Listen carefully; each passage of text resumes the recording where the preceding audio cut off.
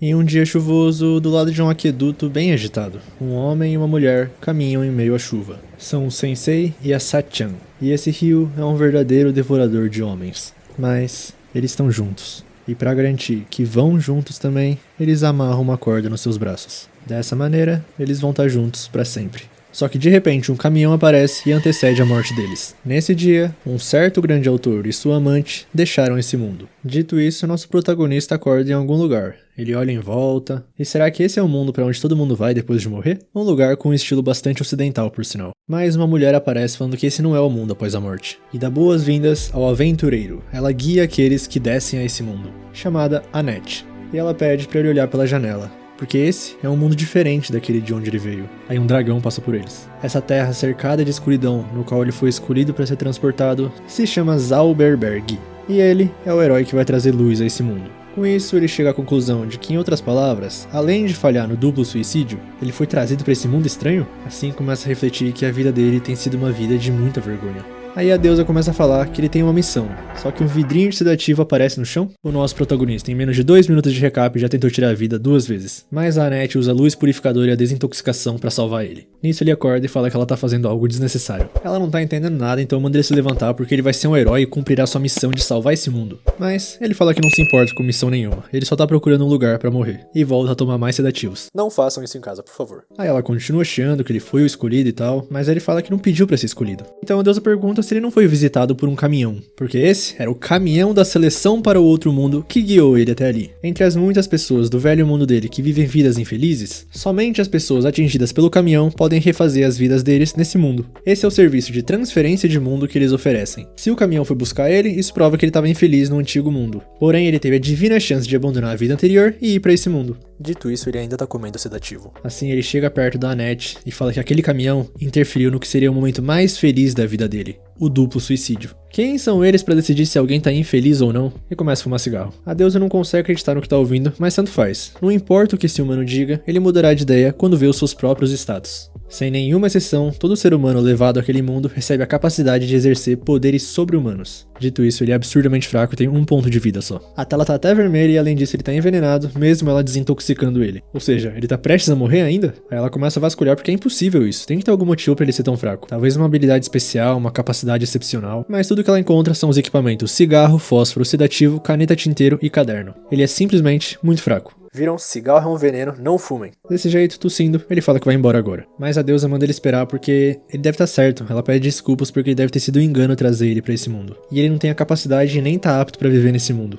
Ouvindo isso, ele dá um sorrisinho e fala que essa sim parece ser a vida dele. Um fracassado, não importa em que mundo ele viva. Mas de qualquer forma, a Annette pede pra por favor ele ficar ali por um tempo. No estado atual dele, ele é muito fraco, então seria morto por monstros assim que saísse dali. Dito isso, ele agradece, mas apenas tá procurando um lugar pra morrer. E a Annette percebe que esse homem é diferente. Ela já teve orgulho de guiar habitantes de outro mundo. Conhecer pessoas de outro mundo entusiasmou ela. Mas em algum momento, ela fechou seu coração e se tornou uma mulher que simplesmente lisonjeava os heróis repetidas vezes. Pelo menos, foi o que ela pensou. E para o nosso protagonista de novo e fala pra ao menos ele ter uma profissão antes de ir. Mas ele dá uma risadinha e fala que é um escritor nato. Nada mais, nada menos. Assim dá adeus pra garota com orelhas de formato bonito. E agora ela entende. Ela estava esperando que esse homem chegasse. Do lado de fora, começa a aventura do nosso escritor. Ele não entende nada das placas porque é de outro mundo, mas pode dizer que não tem esperança de encontrar um único café ali, e continua comendo os sedativos. E de repente, uma voz na cabeça dele. Descoberto o marco Grandes Planícies de Erstein.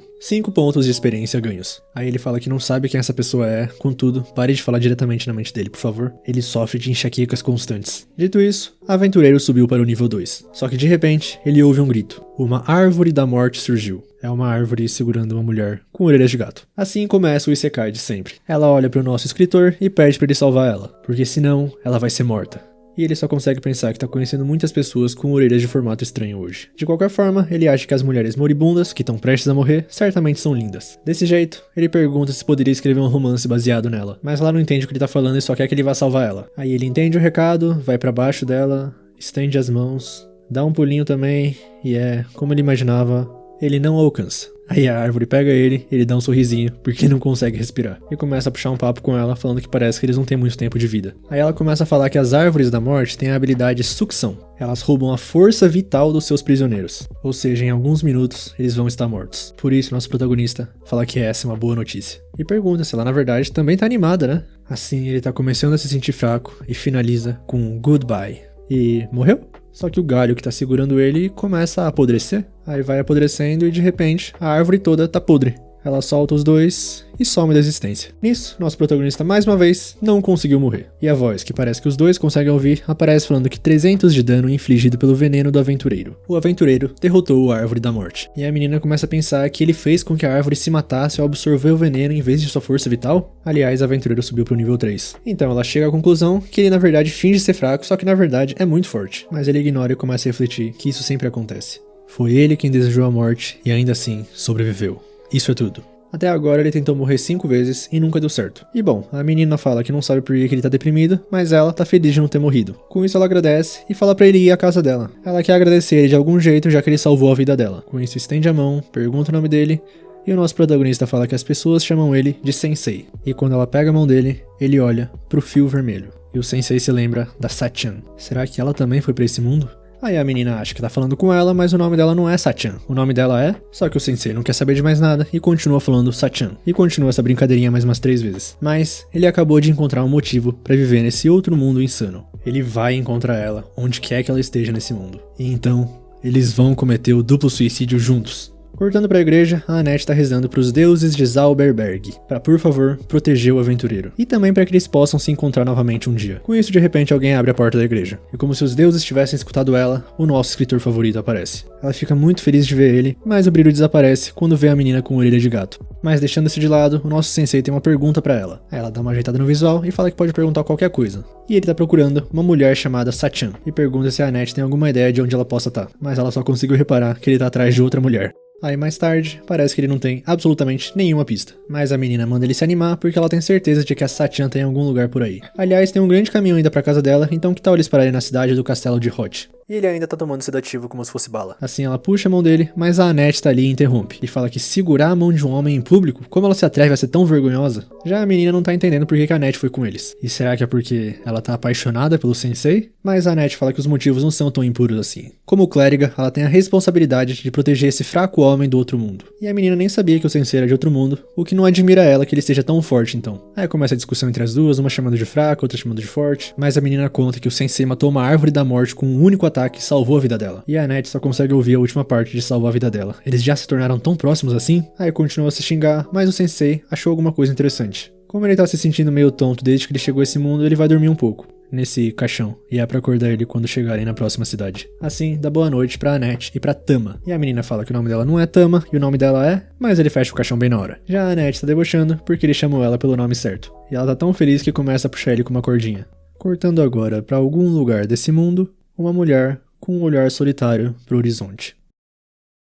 As duas não aguentam mais carregar o sensei e começam a ficar preocupadas se ele realmente não morreu. Mas a Annette vê as stats, vê que tá baixo ainda e vê que ele tá realmente só descansando em paz. Uma frase um pouco inusitada pra se dizer sobre alguém dormindo num caixão. Lá dentro, o nosso protagonista só consegue pensar na Sachan e no duplo suicídio. Logo, pelo fim da tarde, no meio de uma rua movimentada na cidade do castelo de Hot, um caixão se abre e um homem sai andando dele. E a Annette fala pra eles irem pro castelo ter uma audiência com o rei por enquanto. E o caixão ficou lá no meio da rua. Com isso, já no castelo, o rei de Hot, Thomas, e a sua filha, a princesa Charlotte, dão boas-vindas aos nossos viajantes. E o rei ainda deixa eles passarem a noite no castelo, olha que generoso. Mas tem uma condição. Mais que tudo, ele adora ouvir as histórias dos viajantes. E nisso, nesse caso, o nosso sensei fala que pode contar como é a sensação de dormir num caixão. E com essa carinha amigável dele, o rei começa a achar que ele tá sendo ameaçado. Mas a Annette percebe o clima, muda de assunto rapidamente e fala que a princesa Charlotte é muito bonita. Aí o rei fica todo orgulhoso, aproveita e fala que ela vai se casar em breve também. E aliás, como os nossos viajantes estão ali, ele vai pedir um conselho pra eles. Dessa maneira entram 2 homens na sala, e um é o Gomes, o valente guerreiro, e e o outro é o Otto, o menestrel errante do amor. E o Rei continuou que talvez por causa da influência do Rei Demônio da Ira, a atividade dos monstros aumentou recentemente. E ele tá muito velho pra lidar com isso, então ele decidiu que um desses dois vai se tornar o marido da Charlotte e o próximo rei consequentemente. Só que a nossa pequena Charlotte ainda não se decidiu e o sensei tá comendo aspirina de novo. Bom, e esse é o conselho que o rei quer pedir pros nossos viajantes. Vai ser o Gomes o lutador ou o Otto o amante? Qual o marido mais adequado pra Charlotte? Uma ótima pergunta pra se fazer pra 3 viajantes que eles acabaram de conhecer e acabaram de chegar na cidade. Dito isso, o sensei solta um sei lá e começa a falar que o futuro da filha dele depende dessa escolha importante, né? Então não é uma pergunta a se fazer aos viajantes que acabaram de chegar. E ainda chama o rei de Rei Tirano Terrível. Além disso, fala que ele não tá apto pra ser um rei. Mas depois de falar tudo isso, ele pondera que como alguém que não tá apto a viver em nenhum mundo, ele não tem o direito de dizer isso. E as nossas 2 meninas começam a pedir 1000 desculpas pro rei. Mas o rei entende que o sensei é de outro mundo, então não tem o que fazer. Só que parece que isso fisgou a atenção da nossa princesa Charlotte. Logo mais à noite, o nosso sensei não tá conseguindo dormir. Com isso, a Annette também acorda e pergunta o que foi, então ele fala que nunca consegue dormir. Aí a nossa menina fica um pouco preocupada e começa a perguntar quem é a Satyan exatamente. Só que antes dele responder, um rabo levanta debaixo das cobertas da cama dele. Aí a Annette tira o cobertor e a Tama tá dormindo ali. O que deixa a nossa clériga furiosa. Como ela pode descansar a cabeça nas coxas de um cavalheiro? Então a Tama fala que tava com frio, é o que a espécie dela faz. Aí elas começam a brigar como sempre, e enquanto isso o sensei vai dar uma arejada nos corredores do castelo. E nisso, ele encontra a princesa Charlotte observando o horizonte. Eles começam a conversar como o lago é lindo e como o sensei quer se afogar nele. Aí a princesa fica um pouco assustada com isso que ele diz, mas ele fala que parece que ela tá mais preocupada do que ele. Desse jeito ela começa a falar que não consegue escolher entre o Gomes e o Otto. O Gomes chegou faz pouco tempo no castelo e ainda assim ele já é o mais confiável dos soldados deles. Além de que o pai dela aprova bastante ele e por esse motivo provavelmente ela devia escolher ele. Mas o Otto é um amigo de infância dela, e sempre que ela se sentia deprimida, ele escrevia músicas e cantava elas pra nossa princesa Charlotte. Ela tá nesse dilema, então o sensei fala que ao contrário dele, ela é uma garota verdadeiramente gentil que se preocupa com o pai. Assim ele começa a contar sobre a vida dele, que ele tentou suicídio e duplo suicídio inúmeras vezes, e isso incomodou muito a própria família. No entanto, ele nunca pediu a outra pessoa que escolhesse como ele devia viver. E sai falando que ela devia perguntar a si mesma o que realmente deseja e fazer isso. Logo no outro dia, o rei convoca os nossos viajantes mais uma vez para a sala do trono. Mas dessa vez é porque a Charlotte parece que finalmente escolheu com quem vai se casar. E assim, eles vão ser as testemunhas. A Annette, por sinal, é time Gomes e a Tama é time Otto. Com isso, o rei pede para Charlotte ficar diante do homem que ela escolheu e fazer os votos. Aí ela começa a caminhar lentamente e fala que já se perguntou inúmeras vezes o que ela realmente queria. Então agora ela se decidiu e ela vai cometer duplo suicídio com esse homem e parar na frente do sensei. Todo mundo ali na sala fica chocado, a Annette começa a hiperventilar e até desmaia falando que Deus não existe. Então a Charlotte começa a falar pro viajante que depois de falar com ele, ela ficou pensando a noite toda. E percebeu uma coisa, tipo, o Otto cantava pra ela quando ela tava deprimida. Mas parece que também ele ia quando ela não tava se sentindo mal. Ontem mesmo ele só ficou enchendo o saco. E ela acredita que ele simplesmente quer apresentar as músicas mais recentes pra alguém. E sobre o Gomes, ela não pode se casar com ele porque ele tem um cheiro meio forte. Desse jeito, o rei fala pra ela que ela não pode fazer isso e tem que escolher um dos dois pra casar. Mas ela chama ele de tolo e pergunta por que ele obrigaria ela a casar com alguém sem antes pedir a opinião dela. Na verdade, ela nem quer se casar. No final das contas, o único que levou em consideração os sentimentos dela foi o nosso sensei. Mas de repente, o capacete do Gomes cai. Parece que ele ficou meio ressentido por ela ter falado que ele cheira mal, mas ele fala que na verdade ela tem um faro apurado. Desse jeito ele cresce e revela ser o servo do rei demônio da ira, o Gomes. Ele pretendia adquirir esse reino tornando-se rei e depois oferecer ao rei demônio. Mas a princesa surpreendeu ele e percebeu o disfarce. Aí o sensei pergunta pra ela se ela realmente percebeu e ela fala que não. Na verdade ele só realmente fedia. O que deixa ele mais bravo, ele fala que vai matar todo mundo agora. A Annette ainda tá desacordada, os guardas aparecem pra proteger o rei, mas o Gomes derrota todos num soco só. Nisso um dos destroços quase ataca a Tama, ela fica com raiva e ataca o Gomes. E fala que se ele quiser brincar, ela brinca com ele.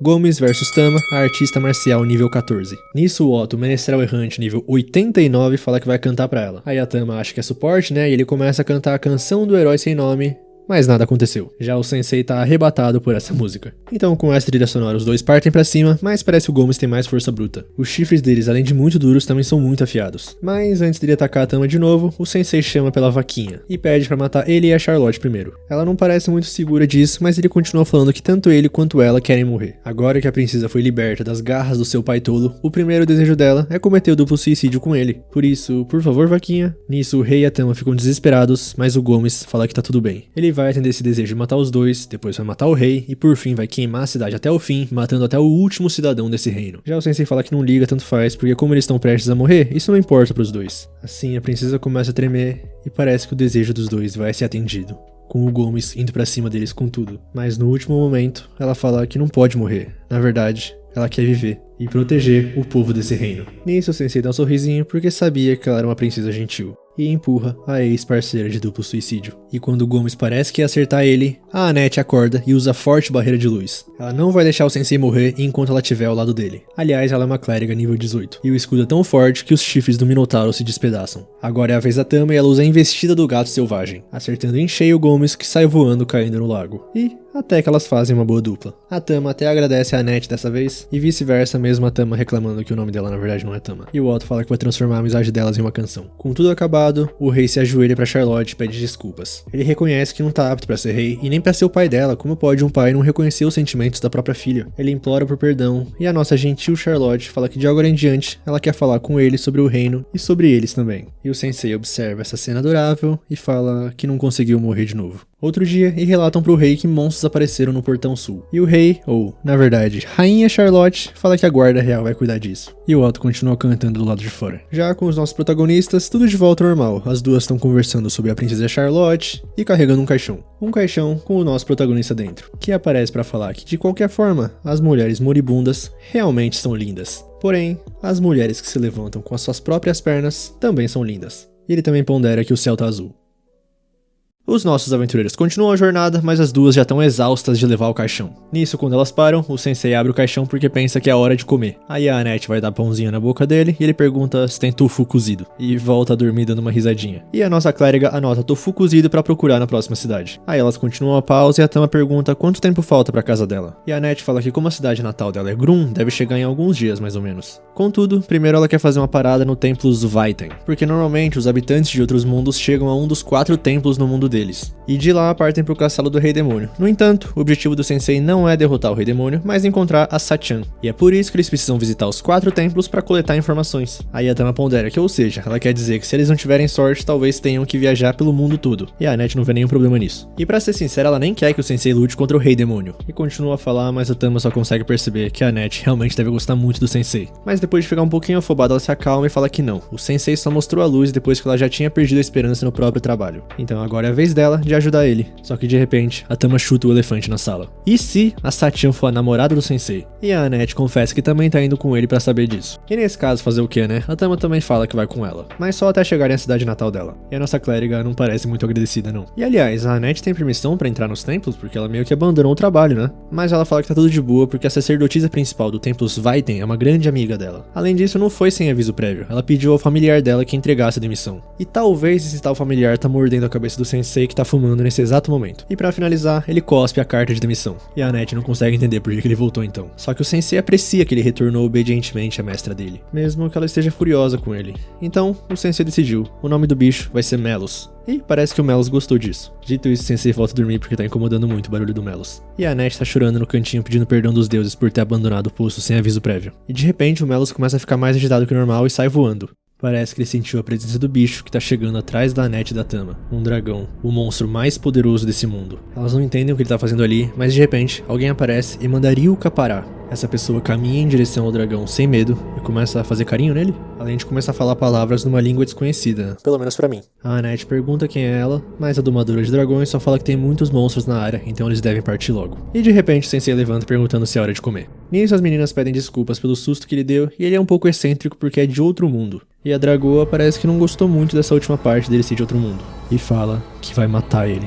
Não só ele, mas todos os habitantes de outro mundo. E usa uma espécie de hack do rei, seguido por um baita feixe de luz que a Annette consegue bloquear usando a forte barreira de luz. Só que a barreira de luz não é tão forte assim. Mas mesmo assim manteve eles 3 vivos pelo menos. As duas tentam ficar de pé pra proteger o sensei, mas com um olhar, a mulher joga elas no chão, deixando elas imóveis. E uma marca aparece nela, a marca do Rei Demônio da Ira. Desse jeito, quando parece que ela vai finalizar todo mundo, o sensei levanta. E fala que como o negócio dela com habitantes de outro mundo, essas duas não tem nada a ver com isso. O oponente dela é ele.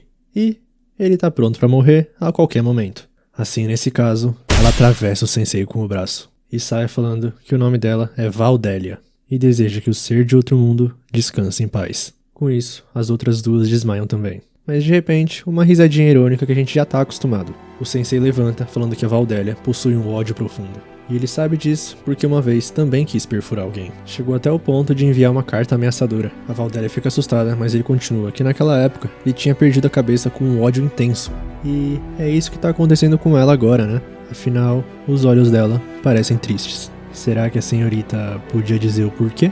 E parece que a Valdélia se sentiu intimidada com essas palavras e saiu voando na Ryuka, perguntando quem é esse homem. Mas o sensei já caiu no chão de novo. Só que o nosso pequeno Melos estava por perto. Dessa maneira, no Templo Vaiten, alguém bate na porta. É o Melos em forma de tapete que levou os 3 machucados. A clériga dali vai correndo ver como é que a Annette tá, mas ela fala pra ajudar o sensei primeiro. Com isso, outro dia, numa cidade já, um vendedor fala pra alguém que ele tem um bom olho. Isso é realmente um frasco de veneno. E se jogar no monstro, ele vai ser instantaneamente afetado por um poderoso, só que essa pessoa já começou a tomar veneno e obviamente é o sensei. A Tama dá uma bronca nele, mas ele fala que se recuperou tanto que ele não se sentia bem, se é que isso faz sentido. De longe, a Annette conversa com aquela clériga e parece que todo mundo tá bem recuperado. E o nome dela é Isha e a Annette jura que vai recompensá-la de alguma forma. A Annette também pergunta se ela conhece alguma tal de Satchan, mas a Isha nunca ouviu falar. Só que mais importante que isso pra Isha, por que a Annette tá viajando com alguém do outro mundo? Porque ela ficou chocada quando soube que largou o emprego do nada, só que ao mesmo tempo ela ficou aliviada. Ela tinha a sensação de que a Annette era pura demais pra esse trabalho. No entanto, viajando logo com um transferido,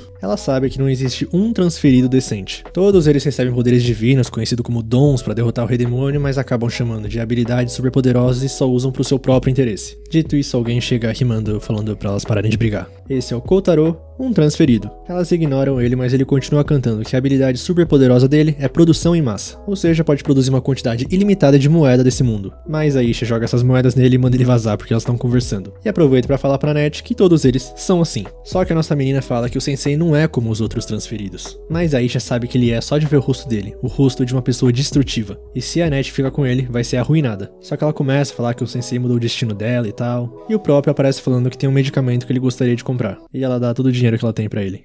Talvez ele já tenha arruinado a Annette. Aí então a Isha pergunta qual o dom que ele tem, porque não deve ser nada impressionante já que o grupo deles foi aniquilado. Assim, a Annette fala que ele não tem um dom. Apesar disso, ele arriscou a própria vida contra o Rei Demônio da Ira pra proteger elas. Só que a Isha não entende o que ela tá falando, porque o Rei Demônio da Ira foi destruído por outro transferido há 7 dias. Desse jeito, cortando pro castelo do Rei Demônio, um dragão grita, mas uma pessoa no trono fala que não importa o quanto ele lata, o mestre dele não voltará. E do lado de fora, a Valdélia clama pelo pai. Voltando para os nossos protagonistas, a Tama tá incrédula que o Rei Demônio da Ira já foi destruído. Mas, a paz finalmente chegou aos Zauberberg pelo jeito. Só que peraí, se isso for verdade, quem que era aquela Valdélia? E essa é a questão do milhão. E além disso, o sensei não apareceu há 7 dias? E a Annette fala que sim, nunca vai se esquecer, esse dia mudou a vida dela. Mas o que a Tama quis dizer é, por que o sensei foi pra esse mundo se não tem mais um Rei Demônio pra derrotar? E de repente nosso protagonista rasga um monte de folha e joga pelo ar. E dá a clássica risadinha dele e solta a clássica frase dele falando que acha que vai morrer.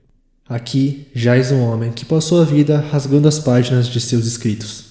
Isso é o que ele quer que grave na lápide dele. O que aconteceu foi que ele tentou escrever sobre todos os eventos que aconteceram desde que ele chegou nesse mundo. Só que ele não consegue fazer isso e agora tá se desesperando. Aí a Annette fica toda empolgada perguntando como é que ele descreveu o encontro deles. E o sensei fala que não escreveu nada sobre ela. E ele se pergunta o porquê, e ele também tá comendo aspirina de novo, e acho que eu não preciso mais falar disso. Quando ele conheceu a Valdélia, sentiu uma estranha onda de criatividade, mas desapareceu. Com isso, a Annette fala que tal eles saírem pra relaxar na cidade. Considerando o futuro deles, tem algumas coisas que ela gostaria de comprar pro sensei. E um pouco depois, sensei equipou armadura de prata. Essa coisa aí parece que até mesmo desvia feitiços de nível iniciante. E a Annette fala que é bom, porque não tem como prever quando eles vão ser atacados ou por quem. E ela não quer mais ver o sensei sofrer, por mais que ele não pareça muito confortável. Só que ele mesmo fala que esse sentimento opressivo não é ruim. Aí a Annette termina botando o capacete na cabeça dele, porque elas vão sair pra comprar algumas coisas e não é pra ele ir pra nenhum lugar sem elas. Por mais que acho que assim ele nem consiga. Logo mais tarde, a Isha tá passeando na cidade e vê umas crianças em volta de algo. Uma armadura de prata que tem um transferido dentro. Mas, de qualquer jeito, ela queria falar com o sensei mesmo. E faz um anúncio que de agora em diante, a Annette vai ficar com ela. Ela é muito pura, confia muito fácil nas pessoas, mas o fato de estar com um transferido com certeza vai deixar ela infeliz. Por isso, como amiga, a Isha não pode ignorar isso. Então, é pra ele desfazer o grupo com a Annette. Só que o nosso sensei dá o clássico sorrisinho e fala que cabe a Annette decidir se vai com ele ou não. E não é pra Isha se meter nisso. Ela não é um pássaro numa gaiola. E além disso, como é que a Isha pode ter tanta certeza que a Annette vai ser infeliz? Mas de bate-pronto ela fala que é porque não confia nem um pouco neles, nos transferidos. Só que de repente, no meio da cidade, um uivo. Vários lobos com alguém liderando eles e o Kotaro ali no meio. Aí junta todo mundo no meio e o Kotaro começa a rimar. Esse homem foi criado pelos céus para estar acima deles. O nome dele, Suzuki, um transferido. Então o Suzuki começa a falar pro povo de Veil que o Rei Demônio foi derrotado por um transferido, por isso eles podem se alegrar que a paz chegou no mundo deles. E dito feito, todo mundo comemora, viva os transferidos, mas o Suzuki continua. Quem concedeu isso a eles foi os transferidos que arriscaram suas vidas lutando. Desse jeito, vai começar uma nova era, governada por eles, transferidos. e vai ser conhecida como a Grande Era dos Heróis. E aliás, a cidade de Vale vai ser governada pelo Suzuki. Aí no meio da multidão, o Kotaro reconhece a Annette e fala pro Suzuki que essa elfa foi violenta com ele. Nisso o Suzuki começa a caminhar em direção a ela e a Annette fala que isso é mal entendido e tal. Mas ele só põe a mão na cabeça dela e fala pra ela ser uma boa garota. Bom episódio, tá? Deu uma nova vida pro Sensei, né? Saiu da mesmice. Ele mostrou que ele também tem tipo uma personalidadezinha. Pô, ele falando lá com a Valderia me deixou orgulhoso do nosso Sensei. E essa aí deve ser provavelmente a filha do Rei Demônio, talvez? Já que ela falou alguma coisa de pai lá no castelo do Rei Demônio. Mas é isso, se vocês gostaram também do episódio, deixa o like, que ajuda bastante, se inscreve no canal. Comenta aí o que vocês acharam do episódio, se vocês querem continuação, estão gostando. E é isso, tamo junto, valeu, falou!